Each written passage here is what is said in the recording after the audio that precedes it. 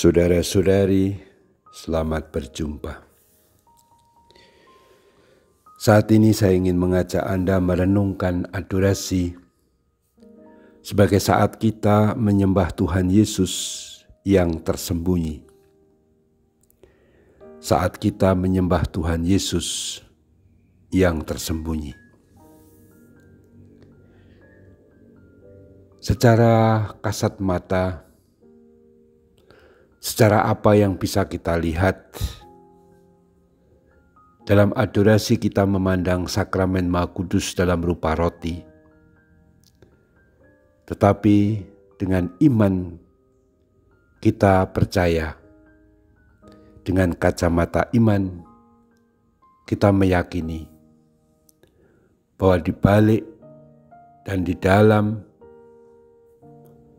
rupa roti suci sakramen Maha Kudus itu, Tuhan Yesus Kristus sendiri yang hadir secara nyata dan sungguh-sungguh.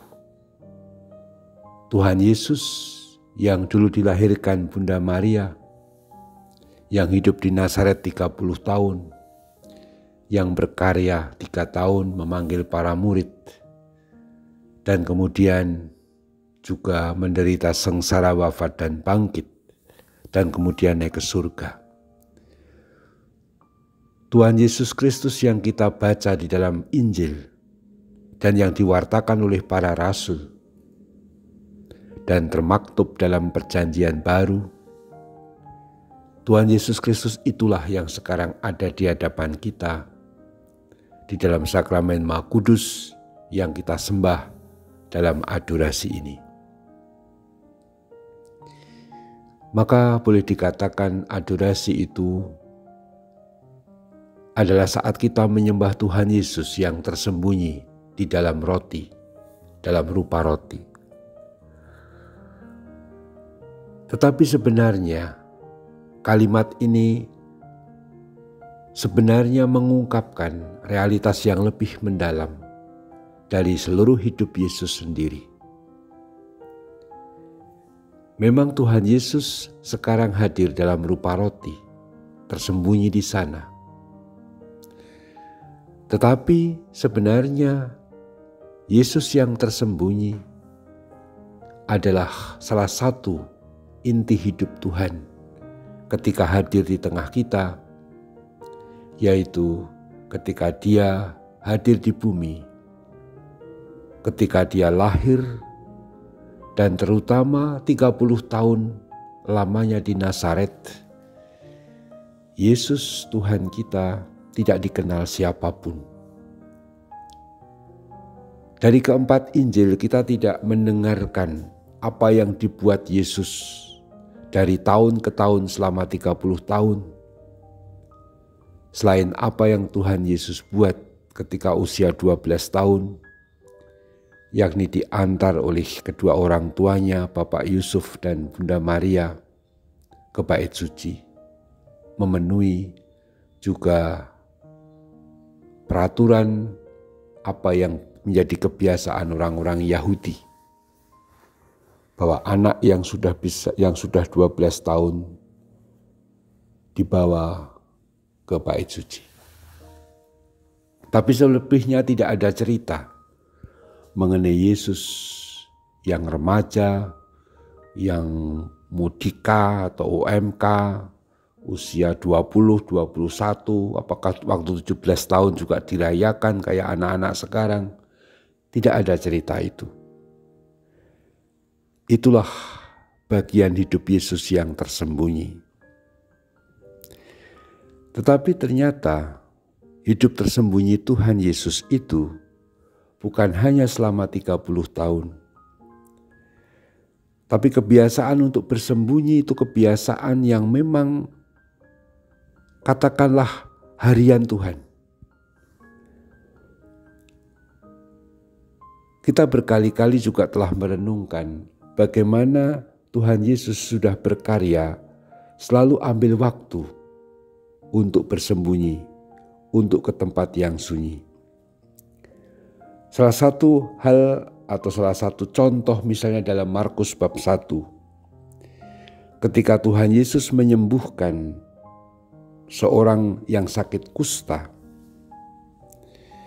Sesudah orang kusta itu disembuhkan, Yesus berkata kepada orang kusta itu, "Ingatlah, janganlah engkau memberitahukan hal ini kepada siapapun." Artinya apa? Artinya Tuhan Yesus tidak mau diberita-beritakan, tidak mau diviralkan bahwa dia telah menyembuhkan supaya orang berduyun-duyun kepadanya.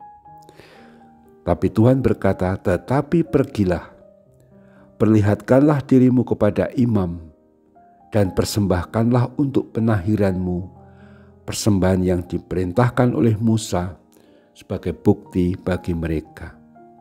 Artinya Tuhan hanya menyuruh orang itu yang sudah sembuh dari kusta karena ia sembuhkan untuk pergi kepada imam, suatu persyaratan pada hukum Taurat pada waktu itu untuk dinyatakan sembuh dan boleh kembali ke masyarakat.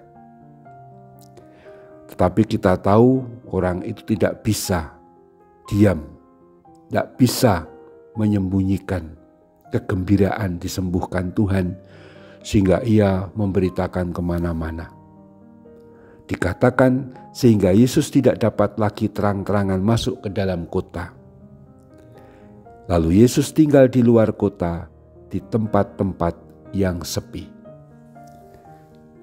Jadi Tuhan Yesus itu ternyata selalu punya mekanisme tidak suka dipublikasikan, tidak suka diviralkan, tidak suka mencari popularitas.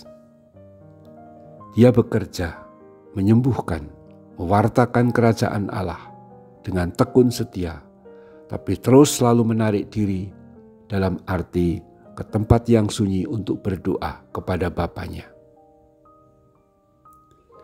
Adorasi adalah saat kita bersama-sama Tuhan Yesus yang menyepi. Tuhan Yesus yang di tempat tersembunyi. Sudah sakramen Maha Kudus sudah menyembunyikan Tuhan Yesus, tapi juga sakramen Maha Kudus menghadirkan Tuhan Yesus yang suka bersembunyi. Karena memang bersembunyi atau tersembunyi atau hidup tersembunyi adalah bagian hakiki dan penting dari hidup rohani. Kalau kita mau maju dalam hidup rohani, kita harus sering suka hidup tersembunyi. Artinya hanya bersama Tuhan dan membiarkan Tuhan yang menjadi pegangan kita satu-satunya, bukan popularitas dan kata orang tentang diri kita. Semoga misteri iman ini dapat kita dalami, kita renungkan dalam adorasi kali ini. Terpujilah Tuhan kita Yesus Kristus untuk selama-lamanya. Amin.